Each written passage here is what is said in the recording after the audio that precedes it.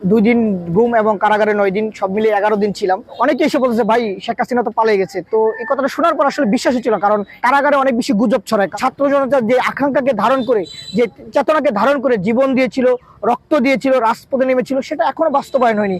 জুলাই গণঅভ্যুত্থানে নেতৃত্ব দেওয়ার কারণে আমাকে 27শে জুলাই 2024 রাত 2টার দিকে র্যাব তুলে নিয়ে যায়। তারপর 2 দিন গুম ছিলাম। 2 দিন গুম থাকার পরে কারাগারে প্রেরণ করা হয়, কোনোভাবে আইন আদালতে প্রডিউস না করে।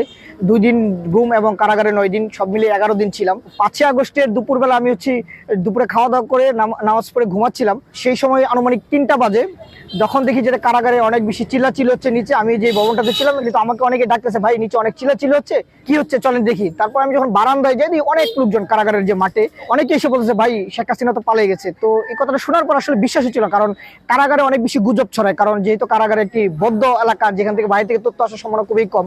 একটা সময় আনুমানিক 4টার দিকে তখন কারাগারের যে ওয়ার্ডের লকআপ বন্ধ করে দেয়। সাধারণত লকআপ বন্ধ করে 5টার পরে, কিন্তু কারাগারের পরিস্থিতি এতটা ভয়াবহ ছিল যে আসলে নিয়ন্ত্রণ করা অনেকটা কঠিন ছিল।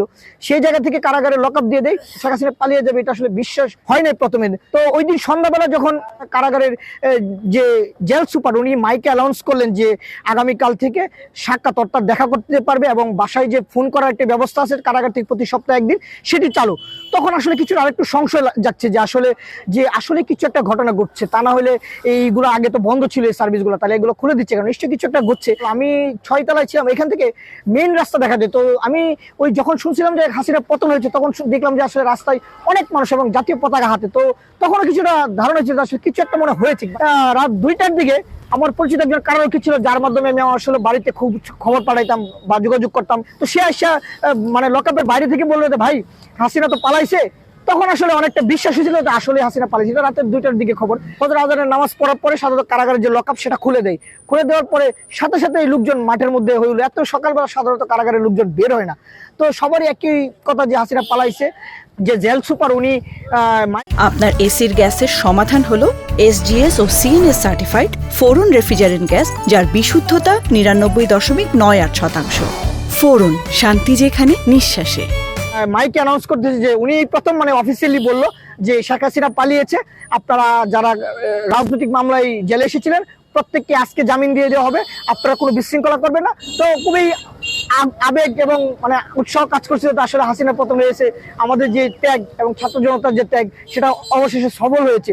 আর এটা থেকে 3টার দিকে জেল থেকে বেরোই।